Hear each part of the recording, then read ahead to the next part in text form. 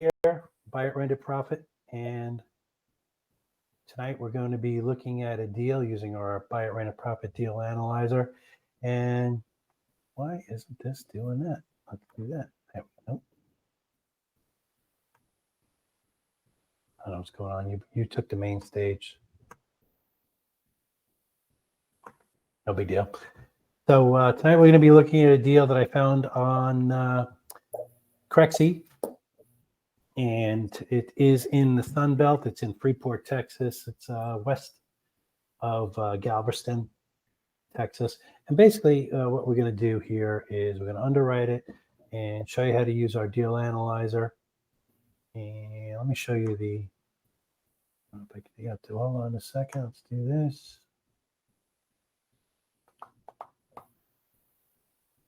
Share. Got to do that first.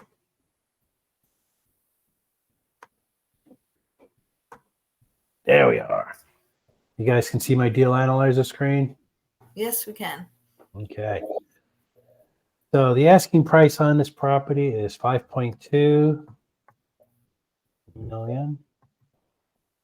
And their NOI, which I verified, is 335,064. We go with our 7% that we usually do, 30 years. This deal analyzer is fantastic because you don't need a big, giant, long spreadsheet. So remember, we want our DSCR at 1.3. That's our debt coverage ratio. And it usually comes up around 40, between 40 and 50% to get it there. Then we're going to come over here and hit full deal analyzer. Let's wait for that puppy to come up, and there we are. All right, so we are buying. It is multifamily. Now, also, the cool part about this deal analyzer, if you're doing single family homes or duplexes or things like that, you can do home and office, you can do retail, you can do multifamily, you can do mixed use, you can do industrial. There's all different types, and it's plug and play. Plug in the numbers, and off you go. So, property name, I'm just calling this Freeport. It was built in 1979. This is the square footage of the property. I believe 3 acres. Yes, 3 acres. So, and the rentable square footage is 54,450. Let me upload a picture. I know I got a picture here someplace of this joint. Yep, here it is. Not a great picture, but it's a picture. So I know it might be a little small on your screen. It's a U-shaped building and a little L-shaped building. Plenty of green spaces. I mean, if you wanted to go as far as installing a pool or, making barbecue areas or things like that, which are huge in Texas anyway, there's plenty of room. So let's move it along. So like I was saying before, some of your spreadsheets, I mean, they're just long and grueling, and they have multiple tabs along the bottom and for each application. So this is plug and play. You plug in the numbers, it prints out a report, you're done. So do we want to provide unit details? Of course we do. So this is a really cool unit mix also. He's got 16 one-bedrooms. Square footage on them is 700 square feet. And the upside on this is the rent is only $644, which is really low. I mean, that's less than $1 a square foot, 92 cents a square foot. So there's definitely room on these one bedrooms. And the market rent that they're saying on the one bedrooms is $850. So, we got like $200 on these 16 one bedrooms to move. They got 2 bedrooms, got 28 2 bedrooms. This is a total of 61 units, by the way. I hadn't said that before. The current rent on these is $799. These are, 875 square feet, and they're charging $799. a square foot. So that's less than $1 a square foot. There's also 3 bedrooms, which is, you don't see too many of those. They only have 11, but they have them. They are 1050 square feet. And the rent on those currently is 1,100. Nope, sorry, 1,000. So that's less than $1 a square foot. Gosh, that would be huge and huge here. Right? And a 4-bedroom. They only got 6 of those. They're 1,200 square feet. Thanks for the sound effects. I appreciate that. Those are going for $1,225. So those are the only ones that are more than $1 a square foot and barely. So they're telling me the market rent. Let's go to the 2 bedrooms. The market rent should be $1,000 for the 2 bedrooms. The market rent on the 3 bedroom, which I think is still low, is $1,100, and the market rent on the 4 bedroom, which I think is extremely low, is $1,250. But we don't know the CIOTA, the strategic evaluation of the target area in that area, to find out what the other rents are. And I will show you this OM after we're done underwriting it. They're telling me they got a 5% vacancy rate, 61 units. That's fair. There is no other income that they listed. So that's something we can look into as well. Let's move along. So now for our expenses. Do we want to provide expense detail? Of course we do. So they weren't too far off with the tax number, to be honest. They originally wrote for their property tax about $101,006. So when this county actually has a calculator. You put in the purchase price, you put in a couple other pieces of information, school district, what have you, and it spits out the number that your tax should be around. And again, this is a close estimate, but they came up with 110,880,855 for that calculator. Which isn't too far off. They were only $9,000 off, which is pretty close considering what we've underwritten in the past. Their insurance is $37,158. The utilities, which they lump everything together. Oh, that's the other thing with this place. Everybody pays their own water and their own electric. So these utilities are annualized, and it's the common areas only. So there's $97.89. So that's all their utilities put together. Their office supplies, which I'm just going to put under office administration, is $4,014. Repairs and maintenance, here we are, $2,750. Their management fee, let's go with lawn. They put lawn and trash together, so I'm just going to put it under trash instead of making a new category. Make life simple. They lump them together, so will I. 43. And when you do your forensic audit, as you do in your due diligence, it's all going to come out in the wash anyway, so it's no big deal. These are a little lumped together. Their advertising, not too much advertising, $29.20. Oops. They had legal fees, so that might be, they might have had an eviction. They maybe have an attorney on staff, or who they use for these things.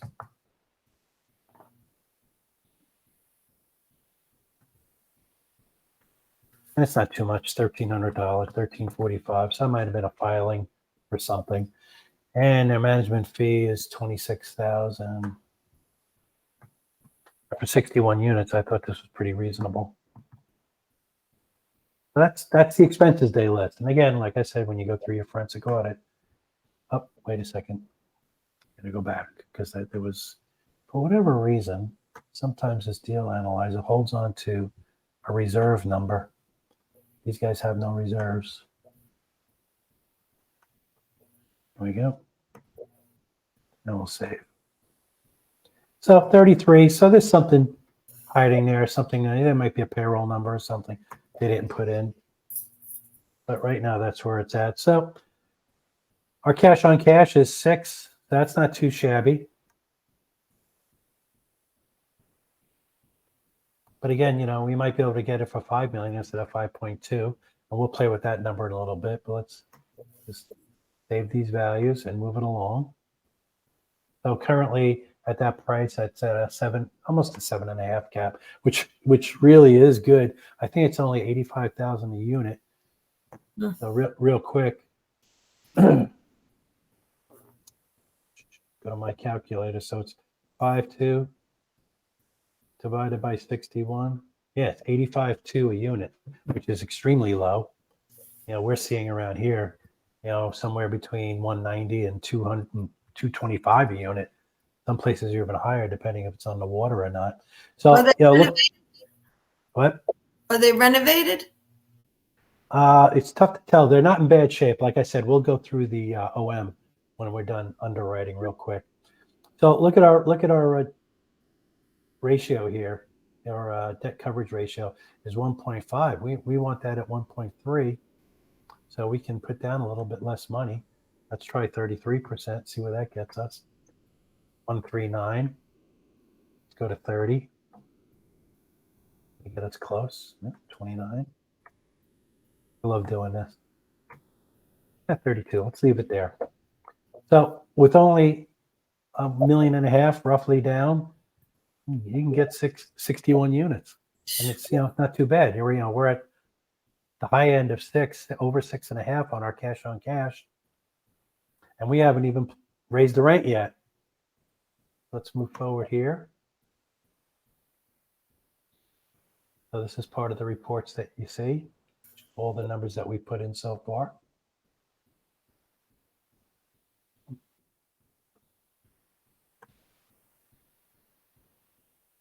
So let's do our growth at 3%. Expense growth 1%. Cost of sale, I usually just put at 1.5. We'll leave that 10 years there. So let's see what our IRR is. That's always our fun number. So we're almost at 17. This is at the numbers they reported. This deal is looking pretty darn good. Matter of fact, I already sent it off to our senior underwriters when I played with it a little bit earlier. But here's the cool part. Let's do this. Now remember this 1697.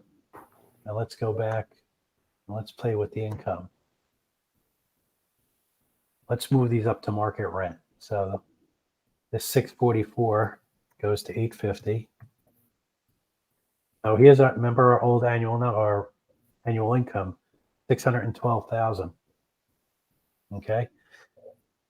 So our next one goes up to 1,000. The 2-bedroom goes up to 1,000. So that's not shabby. That's a $200 increase on 28 units. Oops. And our 3-bedroom, they're saying 1,100. We'll go with 1,100. I think it should be more. Our 4-bedroom only goes up by $50 or $25. But again, I think that's could be a lot better. Now, once we do a CIOTA too, we'll have better ideas. Yeah. Let's go back real quick and see what our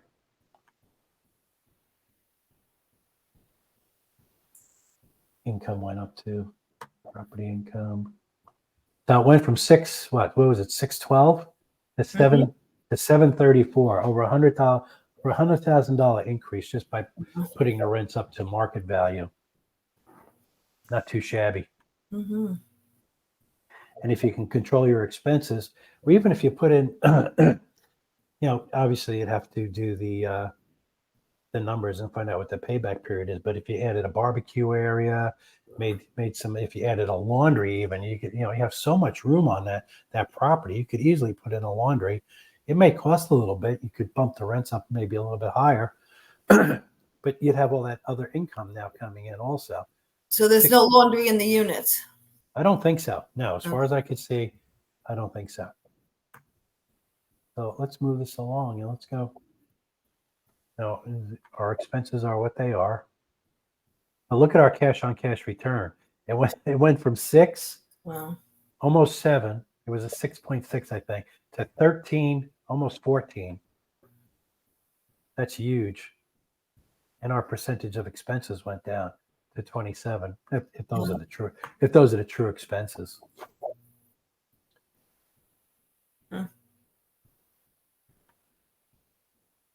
How long has it been on the market? I don't think too long. Oh, let's go back to that one. See, now with the increased rents, look at our debt coverage ratio. Now we can put even less money down. We probably go down almost 20%.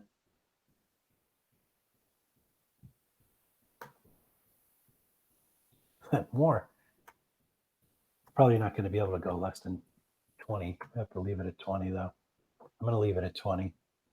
I don't know why that keeps jumping forward on me. I don't think you'll get a loan with less than 20% down. Going by the cash, your debt coverage ratio. That just means your loan's going to get paid off quicker. Mm-hmm. Here's our reports. Let's move forward. I'm dying to see the IRR. Because look, it went up to 31, so it almost doubled. That was a 16, it went up to 31, and that's just by bringing those rents up. Right?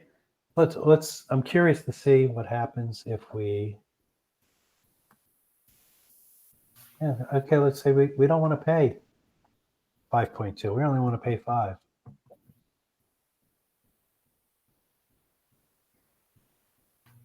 Let's move forward. Our debt coverage ratio went down, but we're going to change this to 20. At a 5.8 or 1.58. Our cash on cash went up to an 18 from a 16. And I can, going for 5 million, I could see that absolutely happening. Knocking 200,000 off the deal. Yeah, I should be curious to see what kind of, like when you did the Ciota, what kind of. So now it went to a 32. Our cash on cash. Did it go down? Shouldn't have gone down. No, it went up. Yeah. Went from 30. Yeah, that's right. It went from 30 to 32, almost 33. Mm-hmm. So, I mean, you can't go wrong. I mean, this is a no-brainer, considering. So let me see if I bring this up. Oh, I have to share differently, right? Let me drop this down. The window. Yeah, I know. Okay.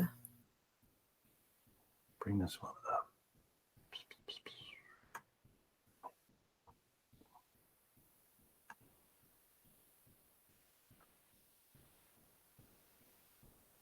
We stop sharing. Go back to it. That's what I didn't do. How you doing, everyone? Let's go to window and let's go here and share. Yeah, we're getting used to this. So here's the OM. Ooh, but there's no landscaping. No, it's kind of bare. It is Texas. Mm-hmm. But these are the guys selling it. Let me just drop this down a little bit more. Oh, Karen, you're here again. Let me move you. So, I mean, here's a little bit of landscaping. Trees. Yeah, some trees. I mean, it looks like it's in nice shape. Yep, the roof, I think, is 10 years old. Okay, so you might have to put in a roof. So here's the financial statement. Like I said, there is no other income. Other income's a 0, so I don't think there's a laundry. These are the comps. Those are the sold. Here's where it is. Here's Galveston up to the upper right here on the edge, right over here. All right there. Okay. A couple hours outside of Houston. It's in the Freeport area. That's the other thing. It's only like a block from the beach or 2 blocks from the beach. So these are the units. I mean, they're not bad. See if I can drag this over a little bit, get a better. Is that easier to see? Yes. Do they look? I mean, they're tiled. Yeah. They're in decent shape. Yeah. Can you see the countertop? Oops. It looks. I really can't tell. They do I think there's a little write up somewhere in here too. You know, there's where you are. I mean, I shouldn't say blocks from the beach. It's not too far. You can see the water out here, the port of Freeport. There's plenty of industry too. You got Dow Chemical to the upper right, Dow Chemical Plant B, Dow Chemical. The yellow squares are all Dow Chemical. The port of Freeport is down below here in the blue. And you have this whole area. This is a wildlife management area in this purple area. So, I mean, it's not too shabby. Mm. As far as work, there's plenty of work. That's what it looks like. I mean, what are all the stores around? Nothing I'm too familiar with. Other than you got the Dollar General right behind the place, but you got Food Mart, you got Watermill Express, whatever that is. Black River Outfitters. You got a school right across the street too. That's the Brasport High School, Brasport. Yeah, so you got teachers. Okay. Yeah. Yeah, you got teachers. I'm just trying to find like a medical place, but I didn't see one. You got the middle school right there. You got the high school right there. The police department's right there. Subway, Starbucks, AutoZone, Stripes. Right across the street, you got these other little Turner Industries, Andon, or whatever they are. There's plenty of stuff there. Mm-hmm. Here's the demographic that tells you about the people in the area. This is the stuff you would use for your CIOTA when you're looking, excuse me, at this place. It's telling you average household size and number per person per household. I think it also gives income someplace in here. Here's a little write-up about the city of Freeport. Pardon me. Sorry about that. Here's the wildlife preserve on the upper right. The port of Freeport, where they get a lot of goods shipped in. Dow Chemical. It looks like a gas refinery, actually. Shipping lanes. Pardon me. Got a little frog in my throat, everyone. Pardon me. Nice. I was trying to find a little write-up about the apartments, what they offer. This is a really simple OM, not typical of like Marcus and Millichap. Well, here's Freeport Park. What's about the area, highlights. This tells you a little bit about the investment opportunities, 61 units. Oh, is it block? Yes. This block? Okay. That's the OM. Nice. So not a bad property, right? Yeah. Looks pretty good. I'm off screen share, right? Yep. Yeah.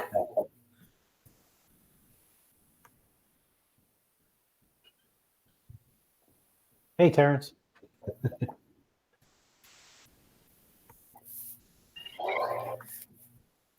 All right, there we go.